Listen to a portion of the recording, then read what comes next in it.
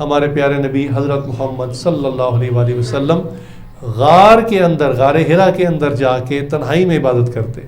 سوچنے کی بات ہے کہ اللہ کا گھر تو مکہ سٹی میں تھا اور آپ صلی اللہ علیہ وسلم اسی شہر میں پیدا ہوئے، لیکن بیت اللہ کو چھوڑ کے، اللہ کے گھر کو چھوڑ کر اچھا خاصا فاصلہ ہے، اور اس پہاڑ پر چڑھنا بھی ایک کام ہے. آپ میں سے جو گئے ہوں گے ان کو اندازہ ہوگا کافی ڈیفیکلٹ ہے. حالانکہ اب راستہ بنا دیا ہے، تو اس زمانے میں جب راستہ نہیں تھا، بالکل ہی پتھر تھے، کتنا مشکل ہوگا.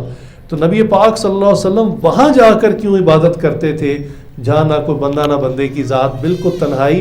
تو مقصد ہی یہی تھا کہ بیت اللہ کے اندر لوگ برہنہ طواف کرتے تھے، نیکڈ طواف کرتے تھے، اور شیطان نے ان کو یہ الٹی پٹی پڑھائی ہوئی تھی کہ ان کپڑوں کے اندر، اس لباس میں تم گناہ کرتے ہو، لہٰذا اس کے اندر عبادت نہیں کر سکتے.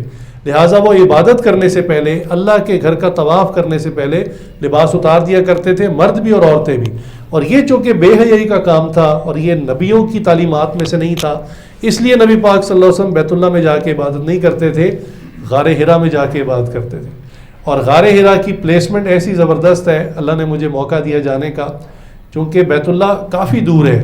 یعنی بیت اللہ کو ویسے آپ آنکھوں سے نہیں دیکھ سکتے، اتنا ڈسٹنس ہے، لیکن چونکہ بیت اللہ کے بالکل ساتھ ایک مکہ ٹاور اور اس کے بعد وہ 5 برج والا ہوٹل بن چکا ہے، کلاک ٹاور اسے کہتے ہیں. تو مجھے جب جانے کا اتفاق ہوا اس وقت یہ کلاک ٹاور کنسٹرکشن ہو رہی تھی اس کی، لیکن یہ کافی بن چکا تھا.